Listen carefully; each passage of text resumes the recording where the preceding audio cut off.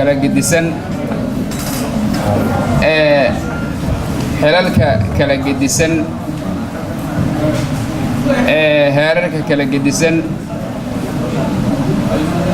maantay madashaan ka soo qayb galay rag iyo dumarba dhammaantiin wassalaamu calaykum waraxmatullaahi wabarakaatu.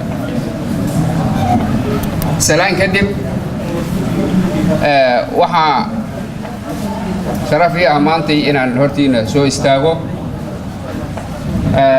anigoo ku hadlaya dareenka bulshada horteyda fadhida. runtii ajandaha mas-uuliyiinta shirka furay ayaa noo sheegay mana doonayo ajandaha inaan meel uga tallaabo.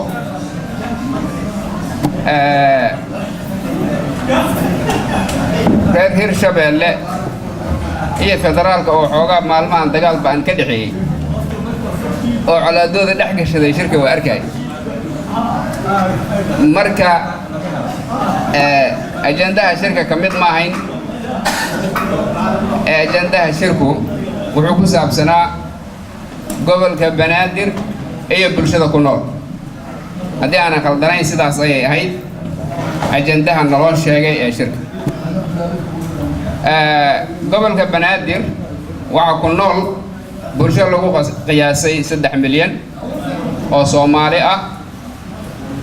muwaadinka Soomaaliyeed ee Muqdisho ku nool ama ku nool gobolka Banaadirna wuxuu leeyahay xaqa uu leeyahay muwaadinka kale ee ku nool dalka intiisa kale.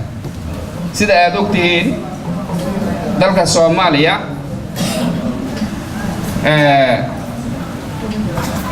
wuxuu u samaysan yahay qaab dowlad goboleedyo ah. dowlad goboleedyada Soomaaliya dhammaantood waxay ku yimaadaan qaab doorasho madaxdoodu. reer Banaadir marka waxay tabayaan inay madaxdooda soo doortaan ay rabaan. bulshada halkan degan marka Banaadir waxay xaq u leeyihiin inay madaxdooda doortaan. waxay diidan yihiin in loo magacaabo madaxdooda. marka xaqaas ayay tabayaan. gogashaan maantay waxaa loo dhigay beel ka mid ah beelaha gobolkan dega. waxaana naloo sheegay inay ka soo bixi doonaan qodobo loogu yeeri doono beelaha kale ee deegaan wadaagta la ah. halkaas oo lagu falaaqayn doono arrimaha bulshada ku nool gobolkan iyo baahidooda.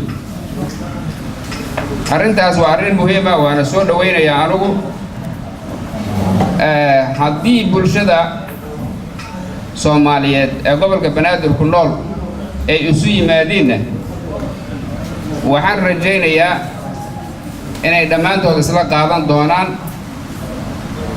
waxa rabitaanka intiinaanu aad dareenteen oo ah in gobolka Banaadir uu helo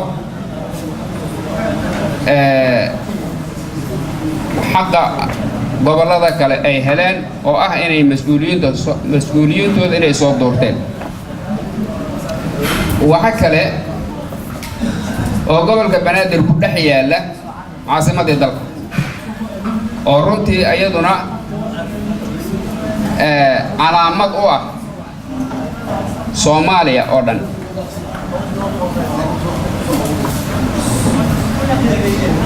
caasimadda dalku waxay u baahan tahay ayaduna maqaamka dastuurku sheegayo oo laakiin weli aan la tilmaamin oo aan la sii gudagelin samayntiisa.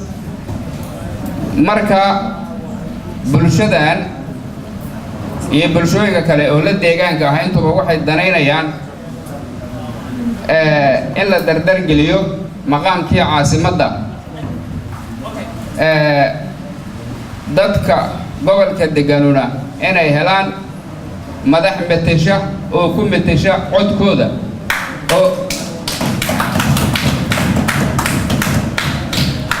oo waxay diidan yihiin oo aanay danaynayn madax magacaabis ku bedesha ayay diidan yihiin waxaan ognahay madaxda Soomaaliya madaxweynaha federaalka gudoomiyaha baarlamaanka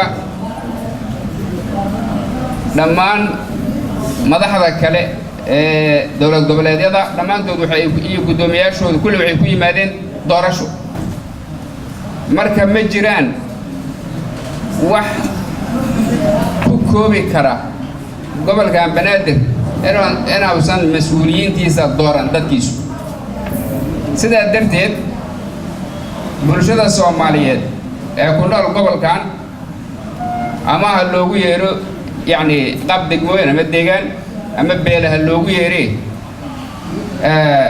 waa loo yeeri doonaa haddii rabbeed ma u yeeraynaa waxaana dhammaantayn annagoo isku aragti ah u soo jeedin doonaa dowladeenna inay matalaadda dadka gobolka degan ay xaqooda siiyaan hadday ahaan lahayd inay madaxdooda soo doortaan ay hadday ahaan lahayd samaynta maqaamka caasimadda wabillahi tawfiiq intaas ayaan rabay inaan anigu yiraahdo wassalaamu calaykum warahmatullahi